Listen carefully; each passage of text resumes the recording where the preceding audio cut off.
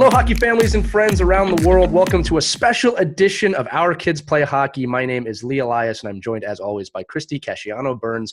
And today we have a special episode about what families and professionals should know when playing or returning to playing to hockey. And to do that, we've brought in some very special guests for you. Both of our experts here are part of NYU's Langone's team of sports health experts. Julia Drattell, program coordinator and athletic trainer at NYU Langone's Concussion Center.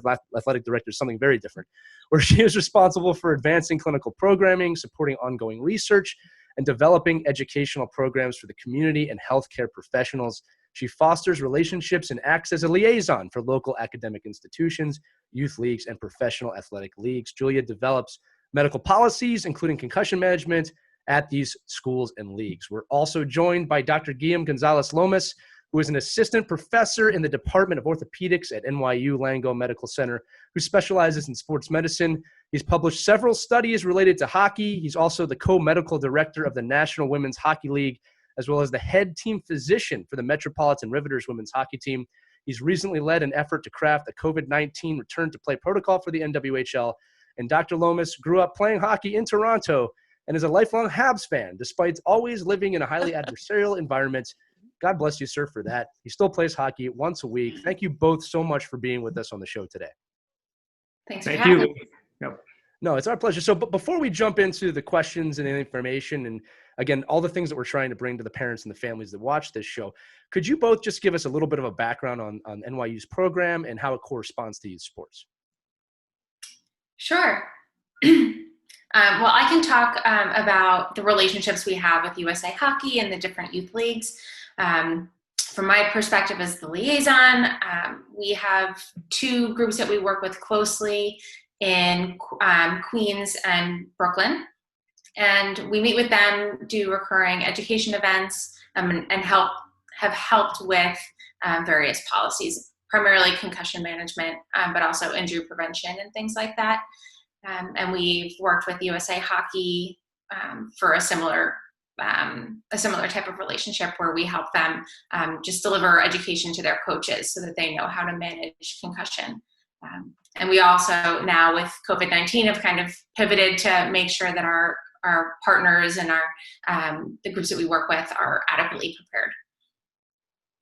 Yeah, and I can speak just briefly to our hockey center. So we've basically set up a multidisciplinary center to treat hockey injuries where we have everything from sports medicine physicians, exercise physiologists, physical therapists, orthopedic surgeons. So anyone that might be required for any kind of injury or concern related to hockey. Julia alluded to, concussion. Obviously, that's something that's always concerning to us.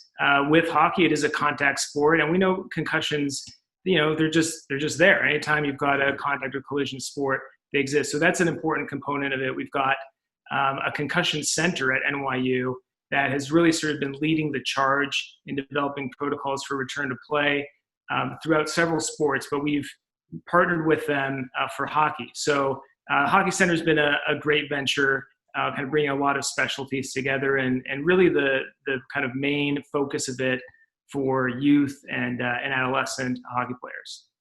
I almost long for the days when concussions were the major concern of all of us, and still is obviously a major concern. But as of right now, and this is the reason for the show, obviously COVID-19 is something that you've all had to pivot to immediately to create the best practices, to create the best precautions, and to make sure that we're educating people on what to do. So for our audience, the reason we brought in these two experts is mainly because there's so much information out there from different people, from different professionals in different fields, that it can be tough to know where to go. So what we wanted to do is bring together a non-political, conversation with people in the field in hockey that are working on this on a daily basis. And that is why both of you are here with us today. So again, this show is going to be all about having a safe return and also having a really good time when you're playing hockey, if at all. So I want to jump right into what families should know about having a safe return. And the first question I have is kind of point blank, but is what should parents be telling their kids about the virus and how it pertains to sports? That's one of the big things that's out there right now, is that in order to have any conducive conversation about this, we have to have those conversations within our own homes first. I can start, and then Julia, please, dovetail. Look, this is a really stressful time for all of us. Like you said, Lee, I mean, it's been the longest, shortest year of all of our lives. And, as an adult, it's been difficult. And I think it's been exponentially so for younger kids, just not having that perspective that a few years, under your belt gives you. And so I think, along with that, I think for parents, it's very challenging to manage that. So putting aside hockey, I mean, just that, right? Just the mental health of our kids and our families is something that we've got to be sensitive to.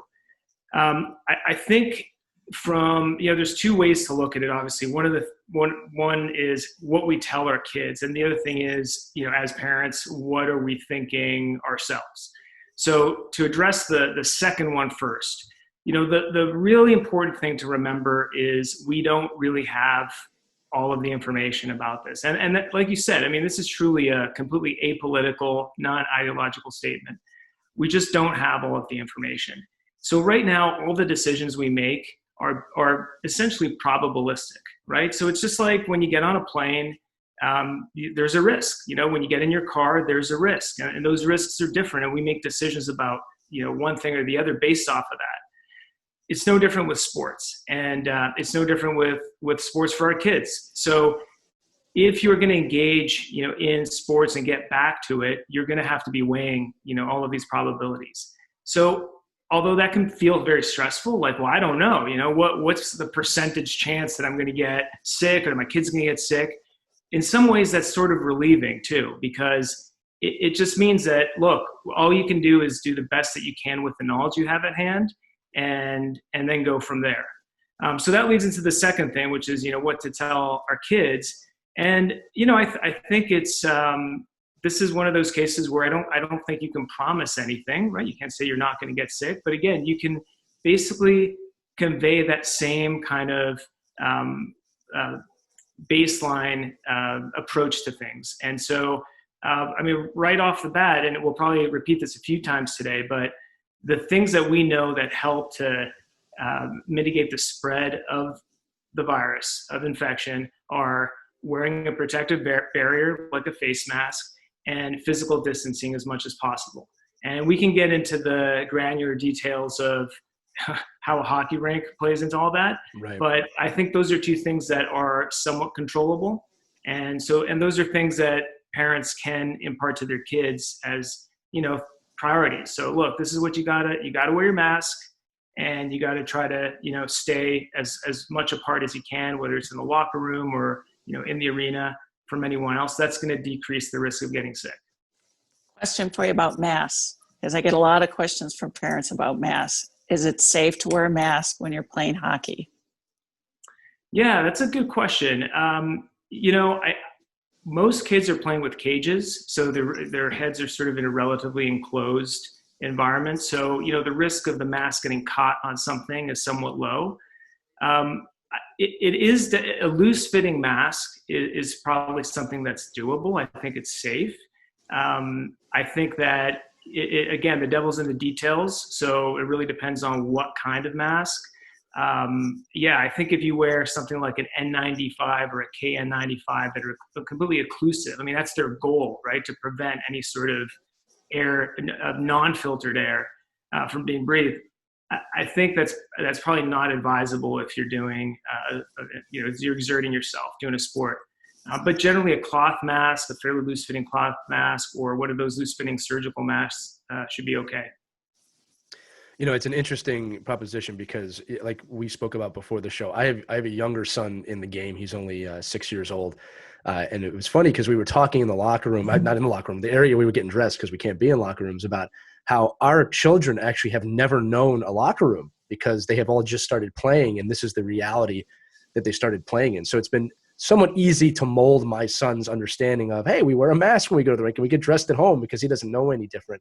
I think about, though, those middle school age kids and those high school age kids that may feel invincible in a lot of ways and that this virus is not going to affect me. That's the parent that I think of a lot when I think about the kind of conversations that need to be had. And I guess it's just kind of down to each individual parent. But again, bringing the science that you just said of this is why it's important to have a face barrier This is why it's important to socially distance. Julia, I wanted to throw it to you. Did you have anything to add to that before we move on? Yeah. So I think what I've learned from doing educational interventions with kids for health promotion is they really, unfortunately, especially in that middle school, high school age group, they need a why. You can't just say, you're going to do this because I said so. Right. That just doesn't work in this generation. So you need to really make sure they understand, like, why are we socially distant? Why are we wearing the mask? It has this benefit, that benefit. And, if you have permitted your child to play sports, we were talking about risk of, getting on a plane last year has its risks, right? There's safety involved.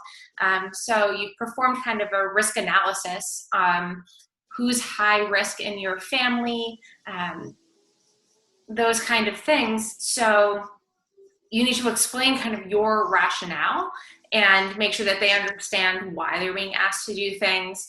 And I think that, protect yourself, protect your family, protect your friends. We were all locked down all spring. Rinks were shut down throughout the Northeast, at least. So explaining to them that you're going to wear this mask and you're going to do the social distancing and everything that we need to do so that that doesn't happen again. And letting them know that, like, this is a privilege. We've kind of started to figure this out. So, baby steps, right? But let's make sure our community isn't going backwards. Right. And I think that's a great point, Julia, because I've always found with my kids when they were younger, if you explain that to them, you give them a reason, and then put it in a way that you explain to them that you're doing your part, you're going to make a difference. Right. You're going to be like a little superhero by helping your friends out and helping out mom and dad, that take that responsibility and you can actually empower them, and then they're going to want to do it. And another jump on that too is, I do a lot of work with team building and team bonding. Another great why, especially in that age, is you're protecting your teammates. You're protecting your team. So, and again, I know people have various thoughts on what mask wearing in general, but the idea being is that if a member on your team feels safer, the whole team should be buying into that concept just on that idea alone. Keeping in mind too, and I do feel like we need to say this, and I would like you two to confirm this, that mask wearing is not just to prevent you from getting the disease. It's to prevent people with the disease, or maybe they're asymptomatic, from putting it out there to other people. It's a two-way street. It's not just about the person wearing the mask. That is correct, right? I'm not. Absolutely. I love that you said that. I mean, it is a complete symbiotic exercise.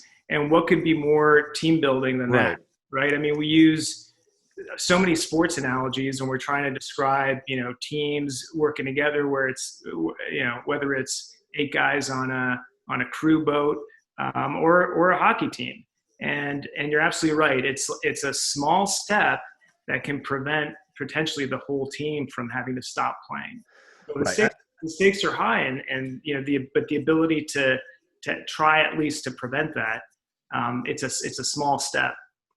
Yeah, and that's one of my favorite things about sport, is that you learn how to think beyond yourself. Right. It's not about what you want and I want to score this goal. It's like, oh, well, I'm going to pass the puck because he or she will have a better chance of actually getting the puck in, right? So it's learning about that, doing something for the greater good, and really framing it in that way is you're protecting your team. And again, like, maybe one of your teammates has a high-risk family member at home.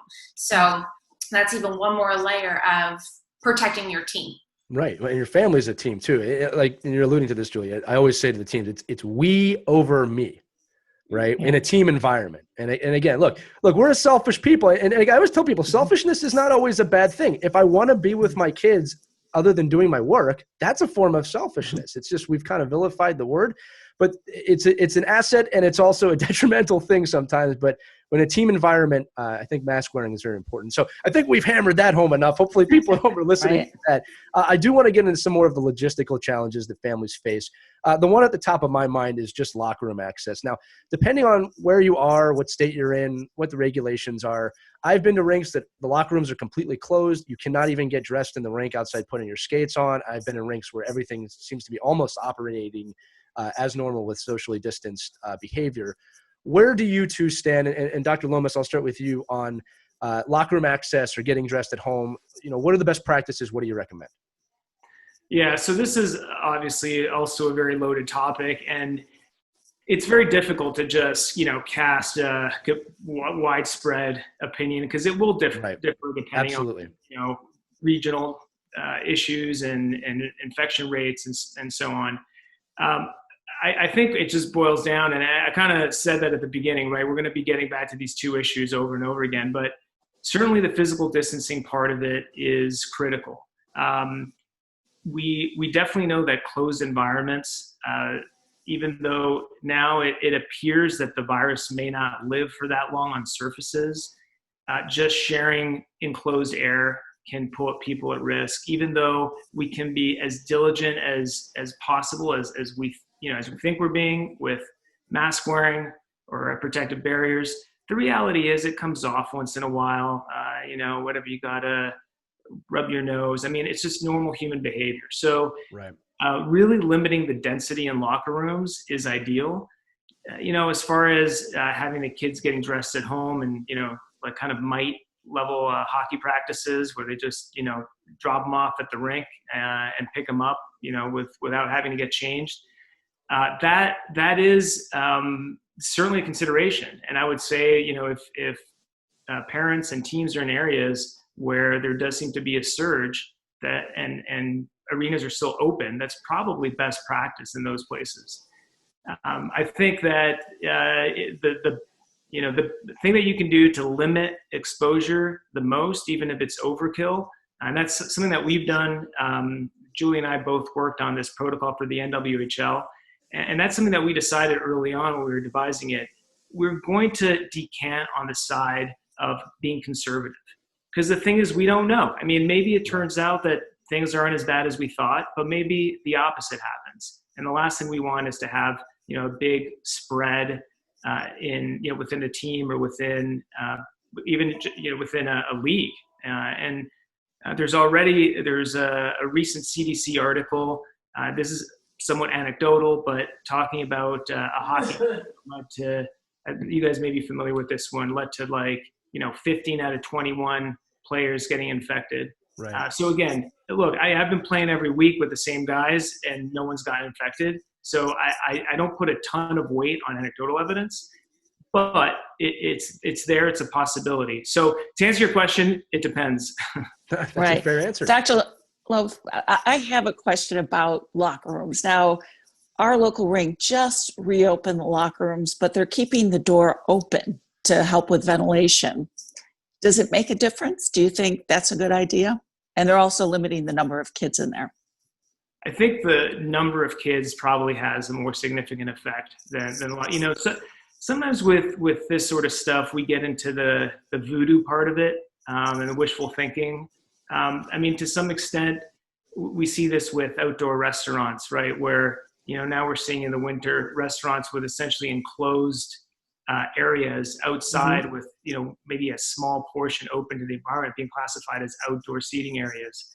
I mean, whether or not that's actually significant in mitigating the risk of spread, it's unclear. But we want to make sure we stick with the stuff that we know, and certainly decreasing density in a locker room is probably the most important thing that we can do to affect and mitigate spread. All right. I have another question about. No worries. This is a live podcasting. This is what I love about the I world. have so many. This is so great. I'm so glad both of you are here, because rinks are all over the place, especially with allowing parents in. Some rinks only allow one parent in, which, okay, I get that. But then they're setting up big screen TVs in the parking lots or allowing parents to look through a window. And if you look out in the parking lot, now you've got parents congregated around those big screen TVs, shoulder to shoulder, whereas the rink has 3,000 that can sit. It would make more sense, and I don't know, I'm not an expert, but to me, wouldn't it make more sense to spread out in the rink rather than having parents huddle around TV sets out in the parking lot? And I get that you want to reduce density, but what's the best practice here?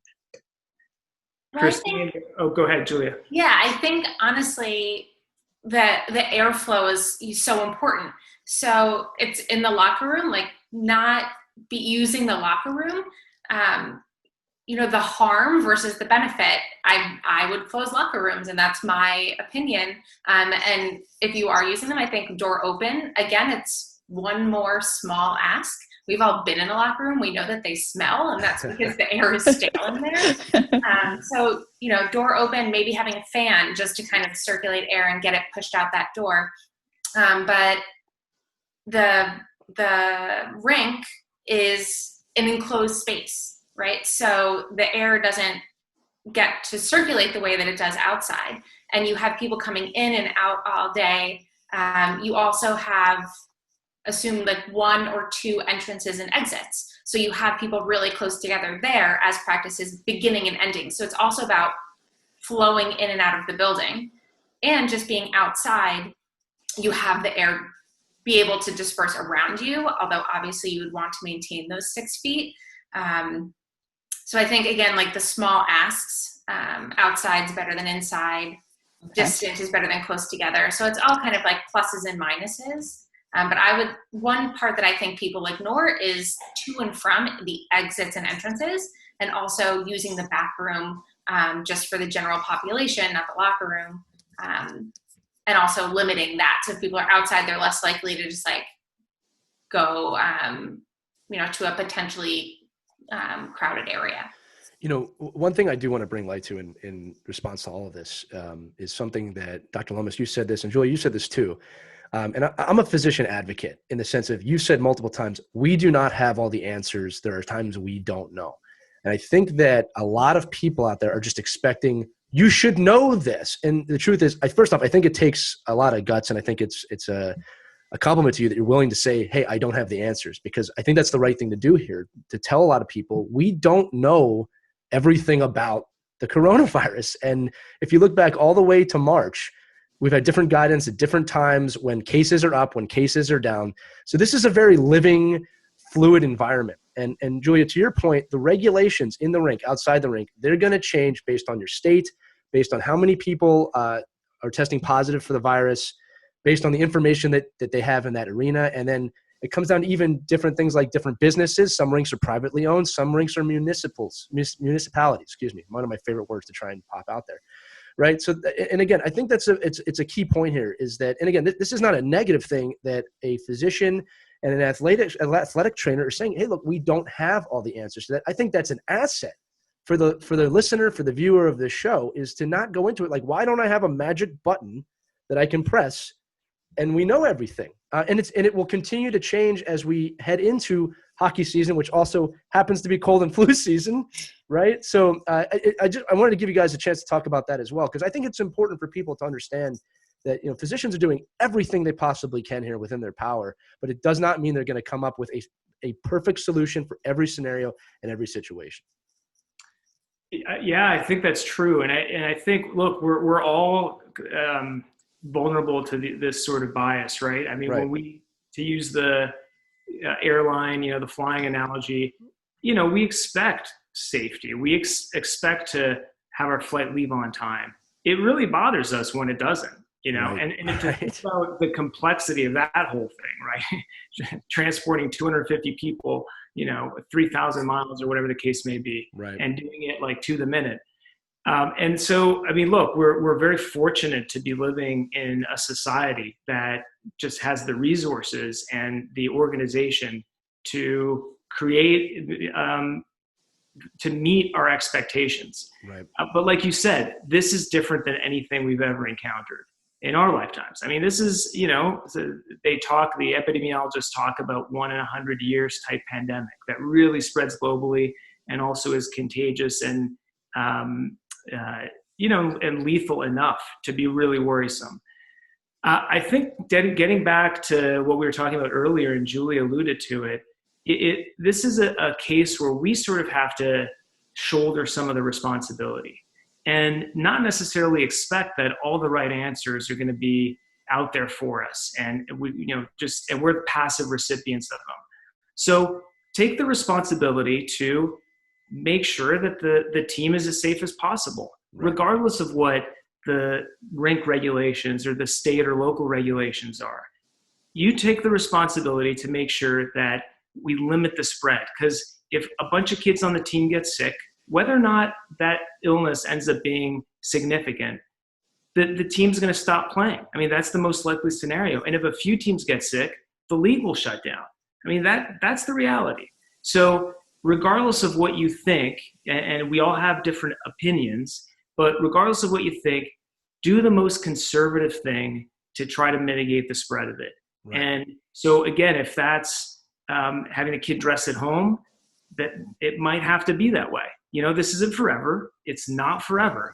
That is one thing we can bank on. I mean, it's whether it's a year or 2 years, you know, you can expect that in 2022, things will be much closer to normal. So it is really uncomfortable. It's very onerous. And I'm personally very sensitive to that, you know, for the players, the parents, everybody involved. But it's just, we all have to kind of shoulder part of it and get through it. And in the end, it'll be in our rearview mirror, you know, and we'll be better for it. Right. It is a buffet of uncertainty this season. We get that. There are some things that we can control. It's really important for a kid to get a flu shot because the coronavirus symptoms mirror the flu symptoms. Or without coronavirus, it's important. Right. Exactly. Now, let me ask you this, and this has come up a couple of times. Let's say your kid has a runny nose. Hockey practice is tonight. Mom, I feel fine. I just have a runny nose. Do you keep the kid home? Yeah, I mean, now you're asking the hardball questions. That's what we do here on Our Kids Play Hockey. You know what? Lomas, the hardball because some parents are going to say, no, I'm going to keep you home. Let's make sure you're okay. Let's see if you have any other symptoms. And other parents will say, oh, it's just a runny nose. Let's go. And then it turns out that the child may have asymptomatic COVID. That's right, or minimally symptomatic COVID. When we for our protocol for the NWHL, these are obviously, you know, older players, you know, they're post college, but part of the screening that we do before every practice is, and this will be done before every game, is they have to answer a question about whether or not they have symptoms that are cold-like. The answer here, in my opinion, is an absolute. You don't take the kid to practice. Those are symptoms. Those are symptoms of a cold. Coronavirus is a cold. Really, it's a cold on steroids. And we know that kids tend to have mild symptoms in general. So that's one where, and I do think that this is where parents can communicate with the league, and because, you know, big question comes up, especially at the elite levels. You know, well, I don't want my kid to, you know, maybe miss out on being part of a select team or getting picked for a team because they're doing, you know, we're doing our due diligence, we're being responsible. So I think that they have to establish that with the league so that no kid gets punished because they miss a game or practice because there's even a possibility that they might be sick. Right. And so that's again something that we can control, right? That's something, and maybe that puts some families at ease that they're not going to miss an opportunity, you know, to have their kids showcased because of the pandemic. Yeah, Dr. Lomas, I think that's a great point. Answer. Yeah. And Christy, I'm with you. Like I empathize with all the questions you're asking. Even I've been in an arena and thought, like, why are we not sitting in here? This place is gigantic and so much uncertainty. And it just seems counterproductive that you've got these parents huddled out in the parking lot, shoulder to shoulder, watching on these big screens, and you've got an empty arena that can seat 3,000 and only one parent allowed. And just to give some even more context, Dr. Lomas and Julia, to what you're talking about, and without naming any organizations, in my local area, my organization has everything in place that you just said, which is temperature checks when you walk in the building. We have to fill out a form every single time we are to appear at the rink. We've all, as parents, said to each other, again, my kid's on the younger side, so we're not dealing with select teams just yet, but if your kid feels in any way sick or you feel in any way sick, just stay home. Now, another local organization has just been on probation for 2 weeks because they had no precautions in place, and a coach and player showed up to a game after testing positive for coronavirus, which is almost unthinkable, but it shows you that this will happen. When you deal with a human element, this will happen. So I think one thing I want to kind of just organize here in terms of thoughts, because we are trying to provide, and we are, answers for everybody, is that I think there is a lot of individual accountability here that we need to speak about. While all the parents, all the players, all the coaches, we're all looking for guidance, at the end of the day, If it's a situation, Christy, you just said it, my kid has a runny nose. As a parent, I have to make that call to tell my son or daughter, look, because of what's going on in the world, this is the reality. We're not going. We wouldn't want to give your teammates a cold anyway. Even if that's what I was going to say. Right? Yeah. So we're going to follow these precautions. And I have to say this. I know, look, I've played hockey at an elite level. I've coached at an elite level. And now I'm a parent in the game. I know that pulling feeling when it's a big game or it feels like it really matters. And I would just suggest, this is me speaking as a coach and an administrator, you take a step back and really look at your priorities. You could literally be putting someone else's family's life in danger for a game. And I just personally, I don't believe that to be worth it at this point. You saw the precautions the NHL took to keep people away from their own families. You see the precautions the NWHL is taking, the college leagues are taking. I think it's just very important to mention that there's a personal accountability on all of us. And this goes beyond hockey, obviously, just to kind of think, okay, where do I stand with this? Is it potential that I might accidentally spread something? Now, switching gears a little bit here, I do want to ask Julia this question. I was watching another presentation you were doing with on football, and you spoke a lot about, hey, look, just get your kids outside and get them moving. So in the hockey realm, I wanted to say that there are a lot of alternatives to being on the ice with practicing as a team or even individually. Is getting outside to play hockey, hopefully the weather is not horrendous, but that is a really healthy alternative for just being in the rink at any time, correct? Again, yeah, it's all about airflow. So outside, if you can do it, it's better. One of my favorite examples, and this was just a space issue, but I worked a lot with wrestling, and a gym didn't have enough space for all of the mats, so we just moved two into the parking lot. Right. And the wrestlers just wrestled outside.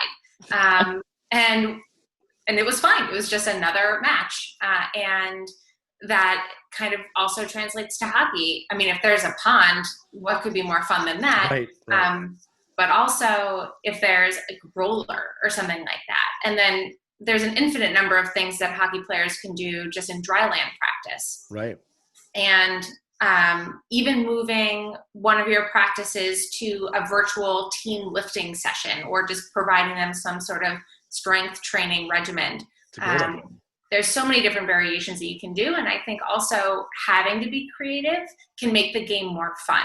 Obviously, it's a logistical, sometimes nightmare for the coaches to have to really rethink how you approach the season. But I mean, you can make it fun. Right. Right. And even on the college level, my daughter plays college hockey. They've been practicing pretty regularly, but in small quads with the kids that they live with or are around all the time. So they had to think creatively, and they've been able to get out on the ice. We don't know what kind of season we're going to have. They're saying possibly a January startup. We're hoping for that. But as you said, Dr. Lomas, it's up in the air. We don't know. There's so much uncertainty here. But at least for now, that they're able to control the situation and keep the kids healthy, they're on the ice and they're practicing. And they love it. And they're not even complaining. And that's what we've heard too with Dr. Lomas and the NWHL is, it's just one extra hurdle of having to do the temperature screen and the symptoms. And, we're trying to encourage them to not travel and go out to eat and all of those things. And it's, it's an ask, but what we've heard is that the athletes are just so excited to be back on the ice. So it's those little things that you just do for the sake of the team for a short amount of time so that everyone has the benefit of playing. Yeah, and Christy, just to kind of, you were essentially describing this, but the way that we've termed it sort of alliteratively is bubble without a bubble. So just, the pros have the resources to actually house, the players in hotels and really separate them.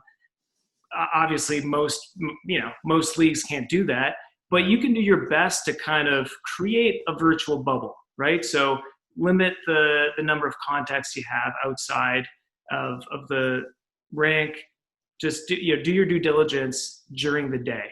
And now that obviously gets tough with school. I mean, that's a whole other conversation. And that's going to differ depending on where somebody is. But just having that as a mindset, like I'm trying to protect myself and my teammates. Right. And every decision I make, I'm trying to just decrease the risk.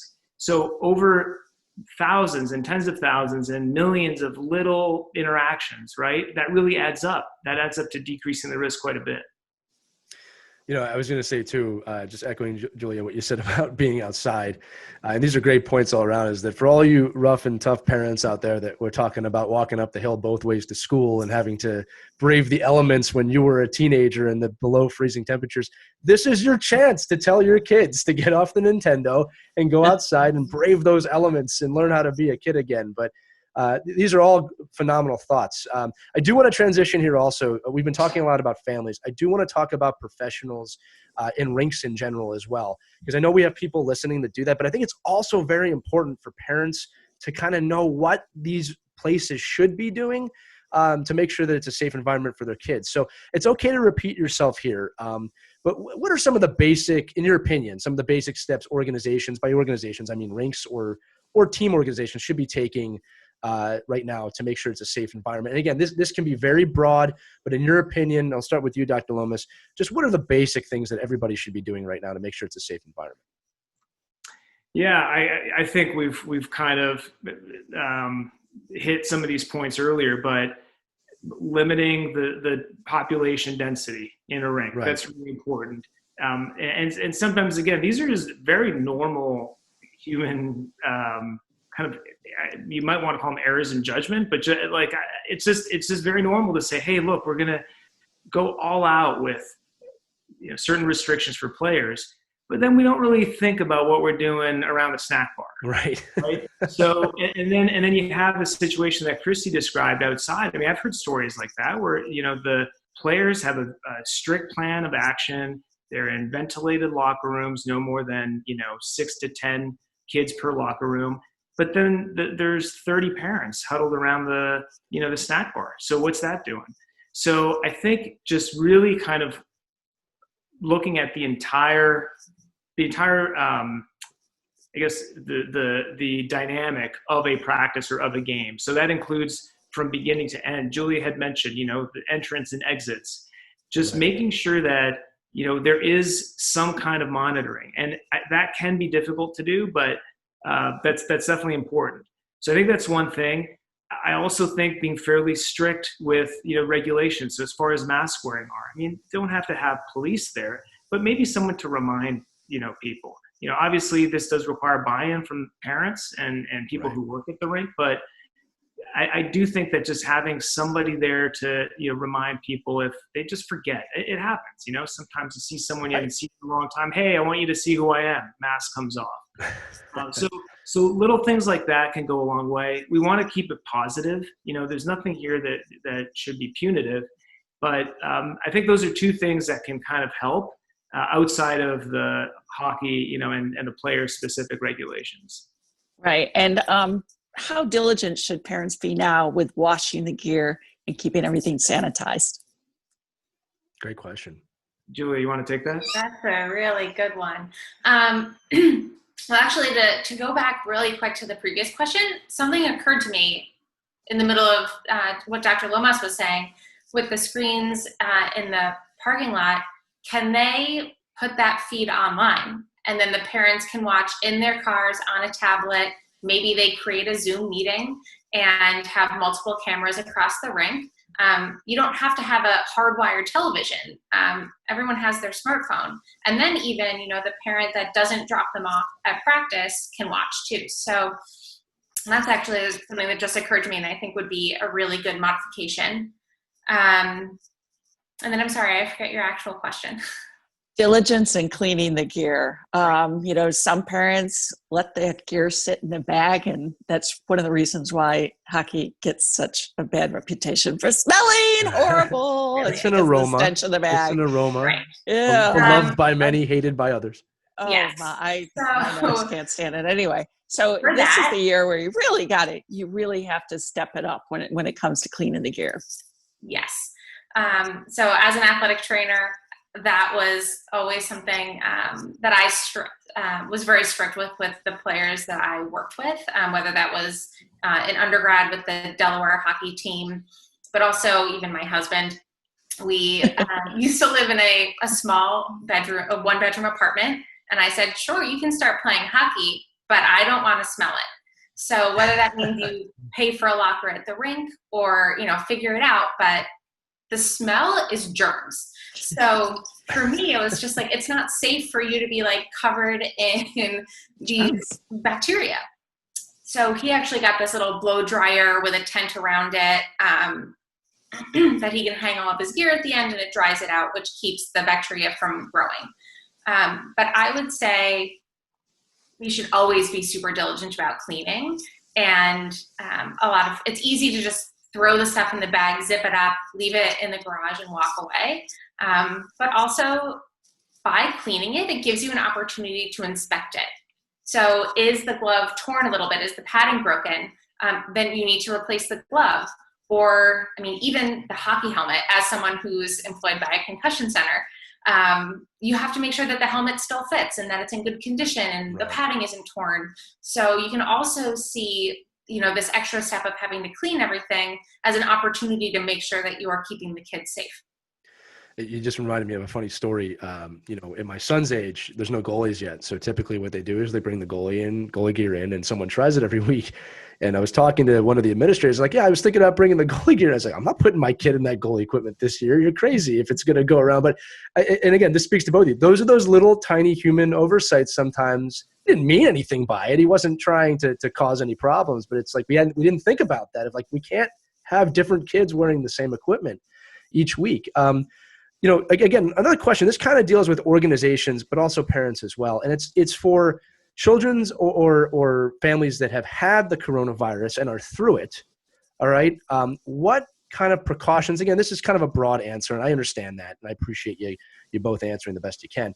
If someone has had COVID-19, they've quarantined, they've gone through it, what is the safe return to play for that child? Now, and I want you to answer this both on obviously the child who has it, but also the parents and the rink that child's going to, because I could already see, like, why is he here if he had it, right? What is the correct plan for someone that has gone through COVID-19? And that's a great question. And this is a source of confusion for a lot of people because, once someone has had it, it's kind of like the scarlet letter here, like it's okay, stay away. The reality is it's really more of an issue. Let's assume hopefully that person has very mild or no symptoms. I mean, that'd be absolutely.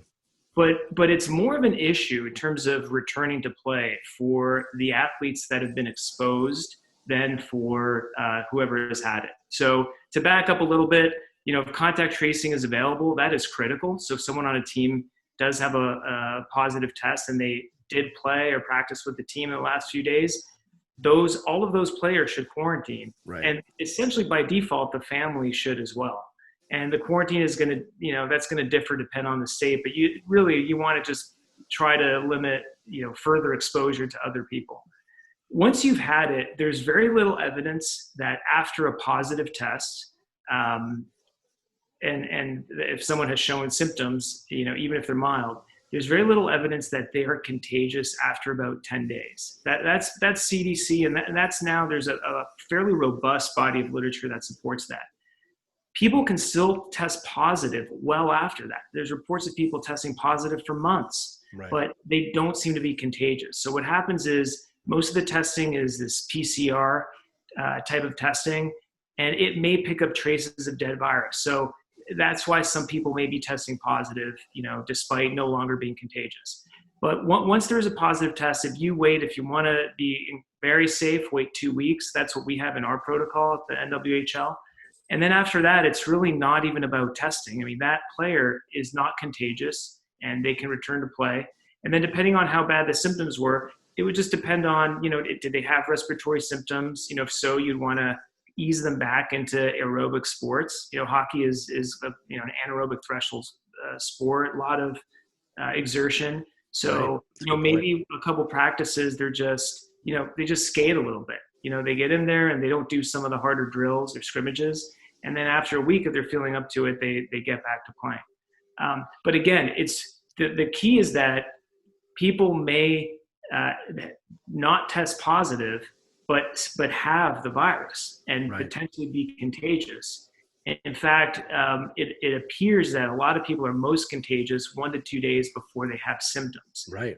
So that's what makes this so complicated. Right. That it's all a guessing game. Scary. It's a waiting game. So generally, if you've been exposed, you should wait 14 days and then get tested if possible. And if you've had it after 10 to 14 days, you really don't even need to get tested. You can return and you're not contagious. Can you get it again, though? Yeah, so there's a couple of anecdotal case reports of people having gotten it again. We also know that they've done some studies looking at antibodies, and antibodies do decrease fairly rapidly. So it seems like on average, people get from 2 to 4 months of antibody levels in their blood. We don't know if after that they could get it again, or if they retain some kind of immunity. So I can tell you personally, I did my own little experiment. I got COVID in February. I think I was probably patient 0.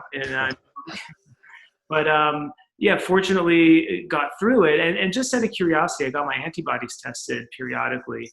And sure enough, I pretty much had them for about 4 months, and then they disappeared. Wow. So, Now, do you still wear a mask, and do you still take all the precautions even though you've had it and you're basically immune to it? I mean, if our kids get it, can they 100%. stop being, Nobody is superhuman here. Absolutely wear masks. We don't know if maybe you don't get it, but you can still transmit it. Right. You can still act as a vector if, it may be in you, and you could, breathe it out and infect somebody else. So you could still shed the virus. yeah, there's no anti-kryptonite, unfortunately. So I think the key here is that, I know people who said, well, if I get it, I won't get it again. And the answer, direct answer is there's nothing that we know 100% that that's true. And I think that's what people need to take out of this part of the conversation is if you get it, it does not guarantee that you're through this and you don't have to do anything. As Dr. Lomas said, you're not superhuman. We have not had the virus long enough to know the real science behind that to prove that. Something else I wanted to ask both of you about people that have had the virus, but also, when you're dealing with anything respiratory, we don't know, and we won't know for a long time, the long-term results of what happens if you have had this. I know there's different reports of people that damaging their ability to do things with their lungs to nothing at all. But one thing I do want to ask about Rinks is should Rinks do with people with pre-existing conditions, or to make sure that they're finding the right movements for someone that may have had this, has other pre-existing conditions from both a parental and, again, an organizational standpoint. I'm tripping over my words here. I apologize. As a Rink, right? If you know a child has asthma, or if you're a parent and your child has asthma, is it as simple as just consulting your doctor to find the best way forward? Should Rinks be recommending that if your child has a pre-existing condition, you should probably speak to a doctor? Is it that simple? Right. Should you sit out the season if your child has an underlying health condition? I think that's the perfect opportunity to consult with your physician. Right. There's different levels of asthma, and some people can tolerate a mask, some people can't. And it also is your own risk threshold. So that's a conversation that you would want to have with your physician, and also probably get the detailed reopening plan from your Rink. Exactly what precautions are they taking? What's the reinforcement for any differing from the plan as far as cleaning and things like that? And really, with those pre-existing conditions, I don't know that the coach, I probably think it's inappropriate for the coach to be making any sort of decision on that. Right. But I think it's really the Rink and or the coach could have a sit-down conversation with the parent to say, first, did your physician get approval for this? Right. And then, really talk it out in a strategic way rather than just being like, yes or no, okay, you're in for the season, or, I know that you have X, so I don't want you in, because they're not medical professionals. Right. Right. I think that's also a perfect transition to this question. And this is probably going to be more of a general discussion. One of the things that I think is really important is really clear communication between rinks to organizations to the parents and back and forth. And I've seen some teams doing this phenomenally. I've seen other teams where the rink doesn't want to be involved. They don't want to talk. They just want you to follow the rules, which can be very frustrating at times. So the question is, what should parents do if they think a rink is not following the correct guidelines or a team is not following the direct guidelines? Because I think the first initial reaction is to just raise and this is not okay and we need to have a revolution. And I think that, would you agree, I'll kind of put this out there, that if you're an organization or rink, have clear guidelines for communication for different scenarios where there's someone has the virus, doesn't have the virus, pre-existing conditions, everything we've spoken about today. Or if again, this organization I spoke about a few minutes ago had no precautions in place. And I think the thing that's most shocking to me is not that someone got the virus and spread it. That seems obvious. It's that it doesn't sound like anybody spoke up and said, hey, maybe we should rethink this as a parent. I don't really want my kid with. So is that what is my suggestion, what everyone would recommend? Again, I'm pushing this as a question, is open lines of communication, have that really clear dialogue between each other. Yeah, Lee, it's really interesting. So we devised this protocol, right, for the NWHL. And we said, look, positive cases will be looked at on a case-by-case basis. Right. Well, turns out no two cases have been alike. Right. Like, I'm talking about just the scenario, right? Like, one, it was this one type of exposure. The other one, the team practiced. They practiced. In one instance, it was the day after. In another, it was 2 days after. All of these permutations are infinite. Right. And so really what it comes down to is what you said, which is those open lines of communication. If you're a parent, you do want to take, and getting back to your previous question, it's sort of on you. Like, if your child does have an underlying medical condition, just make sure that you do your due diligence. Don't be as passive, be more active about it. Seek out medical advice. Is it worthwhile? Are the risks worthwhile to have your kid play? And then if you're in an administrative position, if you're the president of a league, or if, you manage a rink, then it is important for you to also make that decision. And now, you have charges. I mean, those are all of the people that come to your rink. I think if you get that conversation going, you may not get 100% agreement, but you're going to end up with a pretty good plan, whatever it is. I mean, people may disagree about some of the minutia, locker room doors open or not, fans on or not, but overall, you're probably going to arrive at some conclusion that asks for mask wearing, asks for physical distancing, and limiting the density of players, in a given space. And I think that that's the best that we can do. So yes, I support the open lines of communication. And things will constantly be changing. I mean, this will not remain the same. In 3 months, it's going to look very different. We may or may not have a vaccine in a few months. I mean, that's going to be another issue, whether or not that gets mandated. And that's a whole other can of worms. But the point is, if you've got those open lines of communication, you will be able to handle those changes. You'll at least be able to arrive at some sort of agreement, or at a minimum threshold that everyone agrees to. I have a question for I'm sure we're going to have a few refs listening in. So I have a question about the whistles, because we know the virus travels with droplets, and I'm thinking with a whistle, there's a lot of droplets that could form. What should they switch to electronic whistles?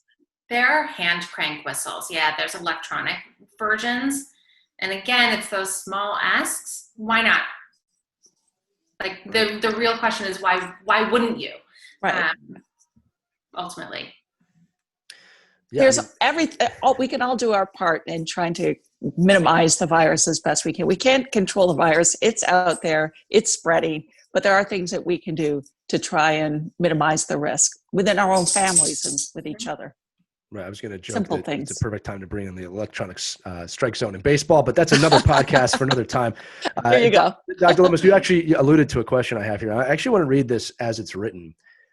because this is a hard question for anybody in both you and Julia's position, which is, what can we expect moving forward? But I wrote this, even if the answer is we shouldn't expect anything, because the truth is no one knows, right? But, in the positions that you're in, when I say what can we expect moving forward, I think what I'm really asking is what precautions should we have in mind moving forward? And again, I believe you're about to repeat what you've been saying the whole episode, which is a good thing. I want you to know that. So go ahead. Yeah, I mean, look, I think no one's got a 1 month or 3 month plan. I think this is, look, people may have said that they accurately predicted how this would progress. And I think they would be, they'd probably be a little disingenuous if they said that. Right. The reality is it's probably something somewhat mutable. There's some evidence, if we look at previous pandemics, that it may get less virulent as time goes on.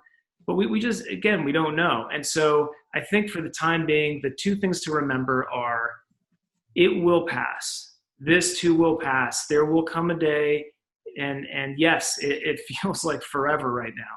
But whether that's in 2022 or 2023, this will be in our rearview mirror. And I think that's just one way to kind of, give ourselves a little bit of encouragement. I mean, it's a lot of heavy plodding until then, but it will pass. This isn't the future of humanity, for the rest of our days on this planet. And the second thing is just what we talked about, be conservative right now with your approach. Try to set, unfortunately, this has become a bit of an ideological issue. Just try to set that aside for now. And right.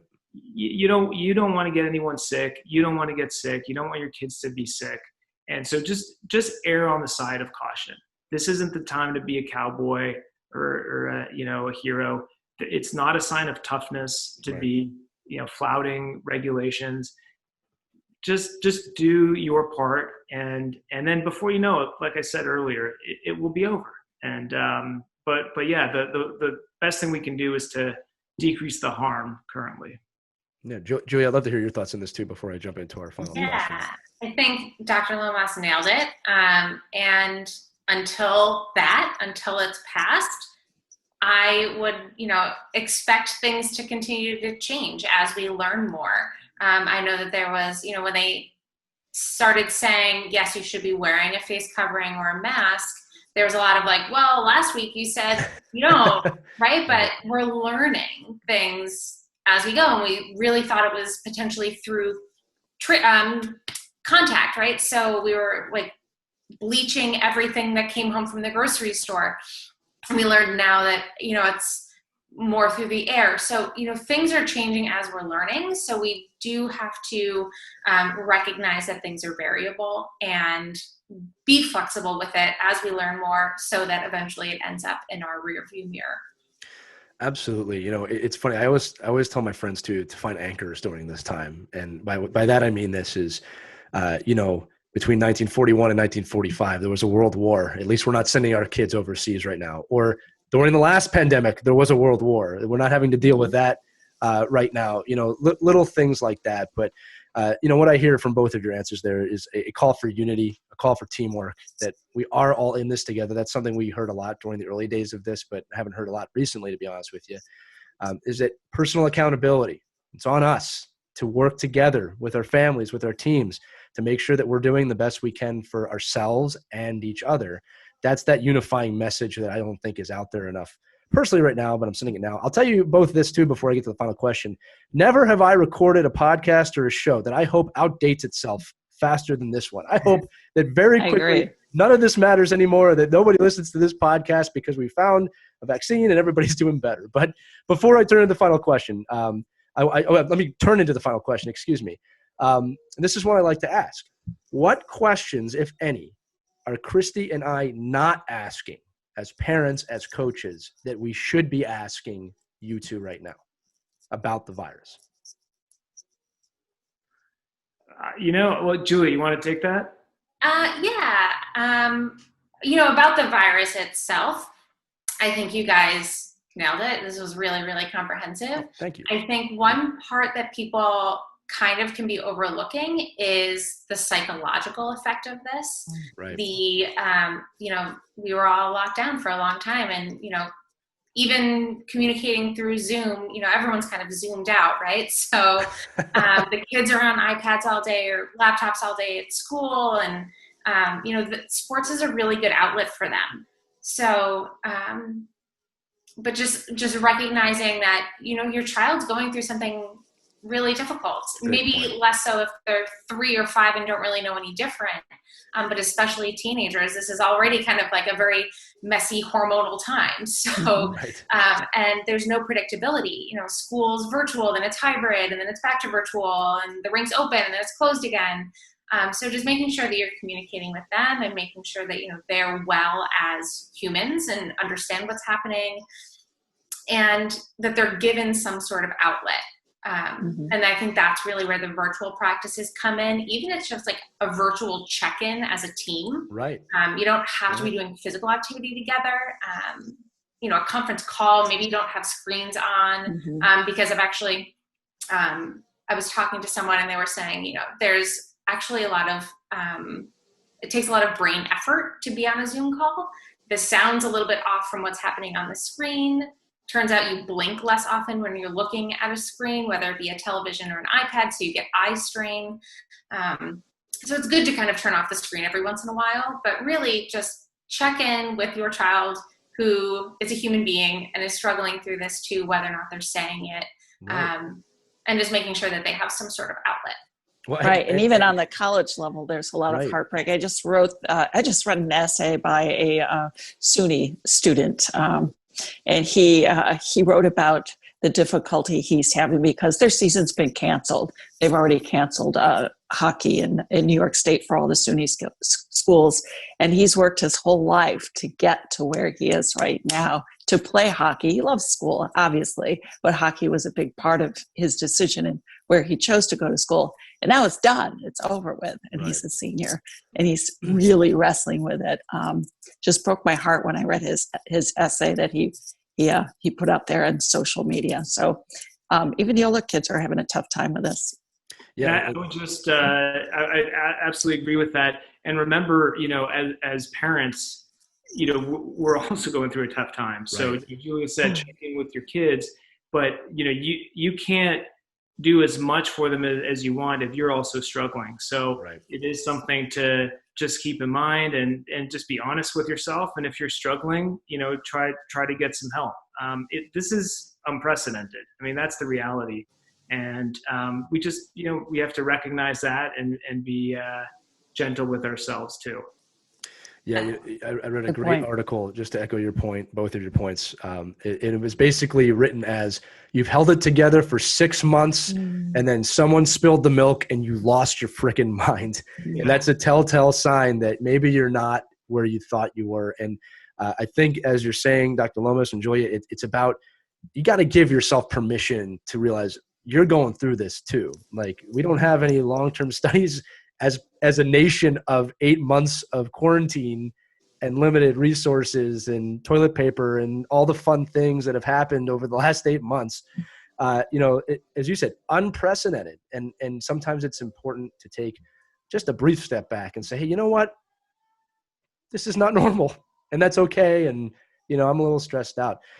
Before we close this out, I do want to ask this question too. Just what's a good place, resources people can go to get more information? Obviously, there's lots of different competing messages all over the place. Right. Yeah. So we're looking for Right. good guidance, Right. guidance that we can rely on, guidance based on science. Where should we go? Yeah, well, so I would say, despite I know there's been just issues in the last few months, but I still do think that the CDC is a good resource if parents want to just understand, what's the latest synthesis of the evidence that's out there, because it can be very complicated to weed through. I think many academic medical centers do have very good vetted also, summaries of recommendations. Right. So, certainly at NYU, there's a lot of great information. The NYU Langone website gives a lot of good information about, recommendations, relating to sports and returning to activity. Julia might know a little bit more about specific USA Hockey resources just because of her involvement with it. Do you want to take that, Julia? Yeah. USA Hockey was actually one of the first sports organizations to put out a reopening plan. So kudos to USA Hockey for, really just preparing as soon as they had any sort of information so that Rinks could, the organization could guide Rinks in reopening and leagues. And there's another one called the Corey Stringer Institute. They're really big in science and sport. They do a lot of heat illness because Corey Stringer died from heat illness. But they have put out a good position statement that's been endorsed by a number of different medical organizations and sport organizations. So again, that's the Corey Stringer Institute. And the last one is a group that I've loved for years. It's called Sidelined USA. And they are, their kind of mission is to help students and athletes who have been, sidelined from sport, typically from a medical condition. Either their medical condition means they can't play that sport anymore that they love, or they can't play sports at all anymore. And they've put out a lot of resources for youth athletes who, everyone's been sidelined now. So it's kind of the angle is more mental health and how to stay engaged in athletics. So Sidelined USA is a great resource, although not quite about the virus. And then the NCAA has also been doing a bunch of podcasts. So that's another one that you guys could check out. Obviously, their resources are more college specific, but they also have a really good survey study on mental health and the student athletes. Because again, at this point, you just all through high school, all you can think about is going to college. It's finally get some independence. Some people pick the school based on participation in sports. And then you have the whole family dynamic of, are my family high risk? Are they working in frontline jobs? Now they lost income. Can I go back to school? There's so much happening. Right. So the NCAA is taking a really good look at that too. So Sidelined USA, NCAA, and then of course USA Hockey is fantastic. Yeah, Thank you for sharing those resources. Right. That's great. I never heard of the Sidelined. One. That one I'm going to check out for sure. Yeah, it's a small group, and I talk about them whenever I can because I think that mission is so great. Yeah. Yeah, we'll make sure we link them at the bottom of this episode and also on the webpage as well. Some non-agenda based resources for people to go find some information. Again, the fact that I hadn't heard of some of those, that's a big deal. That's why I asked the question. You don't know unless you ask. So before I close this out, is there anything else anybody wants to say? Any other final tips or trades or messages to the listeners? Just stay positive, everybody. And as both of our guests have said, we're in this together. We're in the rowboat. We need to row the same direction and stay positive and be that positivity for your kids too, because they feed off of you and they can pick up, if you're staying confident and positive, it's going to be better all around for your kids as well. And if you're being cautious. Cautious. Yes. Set the good example. Model the behavior that you want them to Great point. have themselves. Yeah, it's great that you guys are putting this out. We need more of this because I think you guys obviously have a big reach, and I think this is a good way to, again, sometimes the resources, it's just very confusing. And so sometimes kind of getting all of that, in one little snippet of time can be very clarifying for people. Well, and we appreciate having you both on as well. I think that's a big part of this is getting that clarification and just reaching out and communicating and the things that we spoke about. And I do also want to echo that the thing that was echoed several times on this episode, that at a base minimum, mask wearing, social distancing. Dr. Lomas, as you said several times, it may be that easy. There's a lot of questions, a lot of answers, but those are two basic things that everybody can do. Dr. Lomas, Julia, I want to thank you both so much for being on this show today. It was a pleasure having you. It was my pleasure. Thanks for having me. Both are so great. Thank you so much. Huge help for us.